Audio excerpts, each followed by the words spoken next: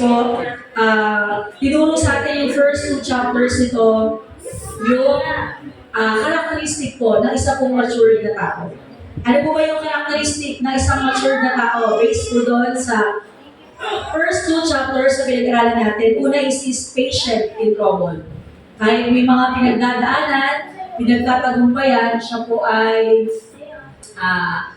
nagpapatuloy. Sabihin, mapagpasensya sa kabila ng mga trouble, sa mga trials sa dumating sa buhay niya. And in chapter 2 po, napag-aralan natin dyan, another characteristic ng isa pong matured na tao is he practices the truth. So, hindi lang po siya patient in trouble, he is also practices the truth. Yung katotohanan ay isinasagawa niya.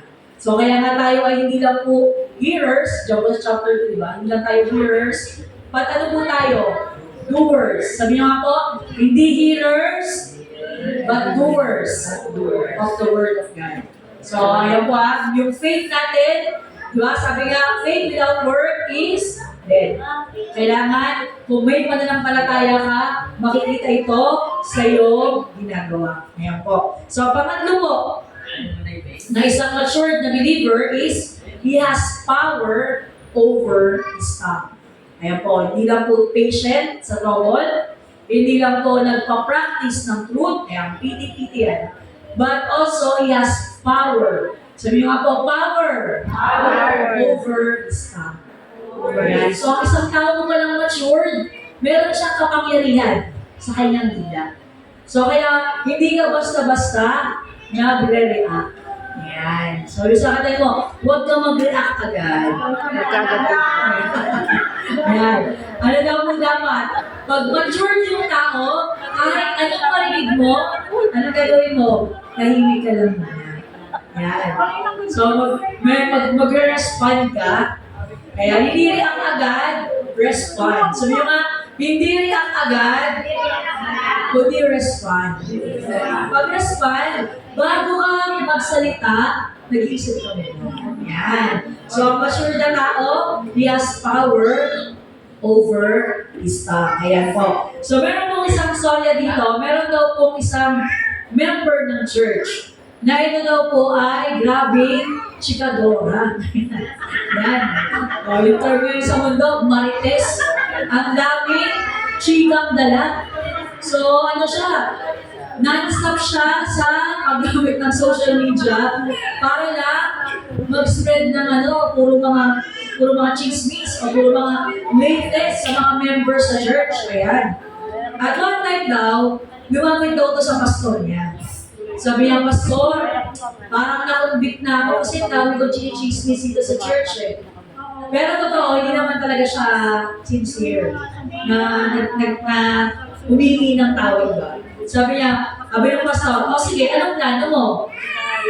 Sabi niya, plano ko po, pastor, mula sa araw na ito, iaalay ko po sa altar yung dila ko. Sabi niya, iaalay ko niya. Yung pastor, alam niya, hindi naman sincere, parang lagi naman kasi ganun yung practice niya. Sabi ng pastor sa kanya, ay nako sister, hindi kasya yung dila mo sa altar. So yung sabihin, sobrang haba. So iniwan ng pastor yung member na yun, nag-iisip siya. So na-rebuke siya doon kasi nga, naisip niya, hindi kasya sa altar. Yung sabihin, ang haba na masyado ng dila at ang dami na yan, na-spread, di ba?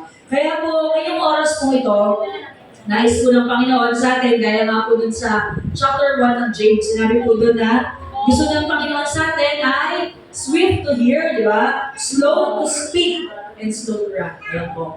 Slow to speak. Dapat po tayo, mabilis tayo makinig. Bakit po dalawa yung tenga natin? Bakit dalawa? Sabi nga, tinatanong sa inyo, di ba? Bakit po dalawa yung tenga, isa lang ang bibig?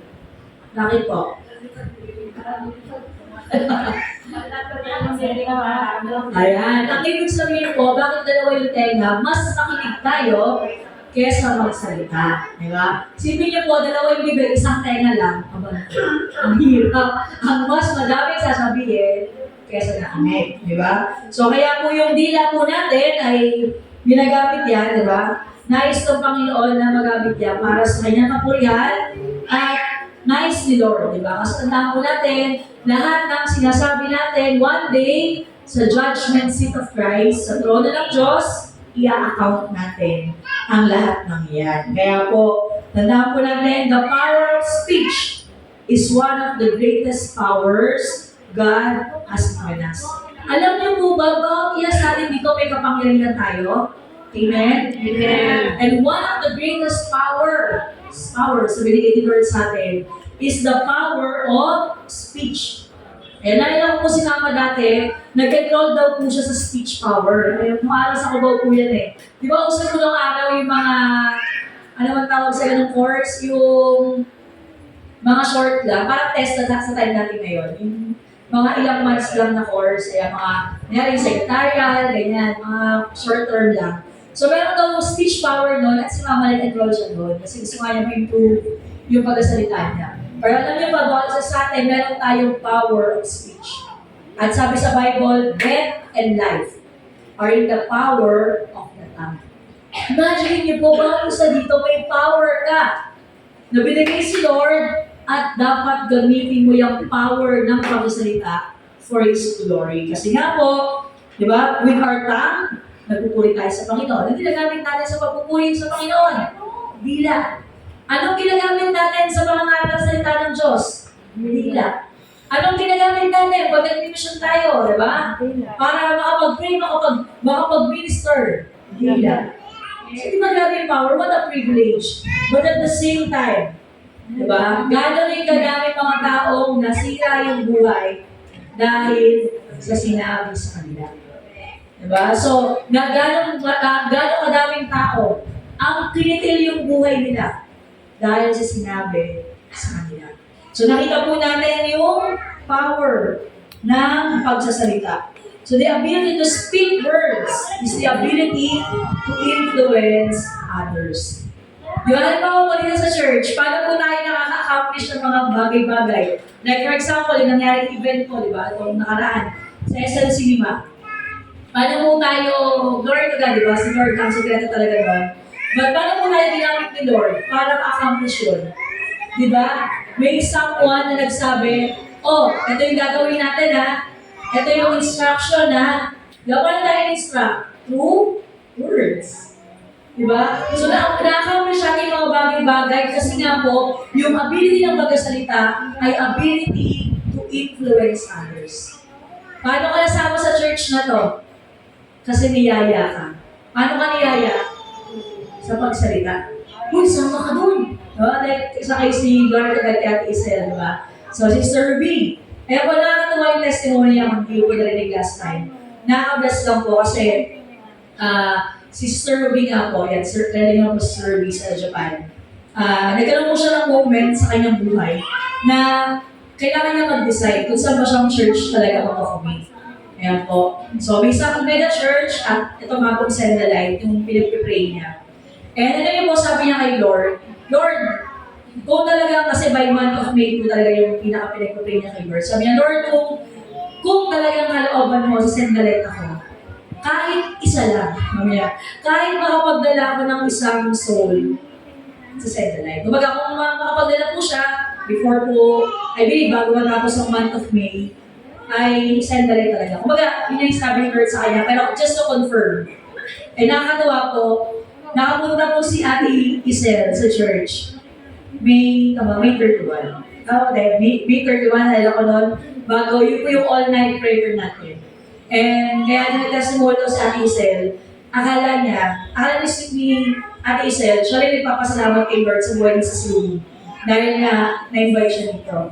Pero hindi alam ni Ate Isel, thankful din si Sister Ruby kasi nga answered prayer siya na nakapag-commit siya dito sa church. At dahil po doon, ayun nga, na-confirm si Sister Ruby, ay, Send the Light talaga. At this family church talaga siya. Mag-commit niya. So, praise God, di ba? And, mga babies natin, go round and round. Ayun po. So, through our mouth, to our tongue, ano tayo, ano nagagawa natin? Nakaka-accomplish tayo ng maraming bagay. And kaya, hindi ito na bibigyan pansin ng bawat isa. Pero ngayon kung hapon ito, merong anim na picture. Ayan po. So, hatiin natin yan into 3 parts. Meron pong anim na mga bagay na binanggit o picture ng paggamit ng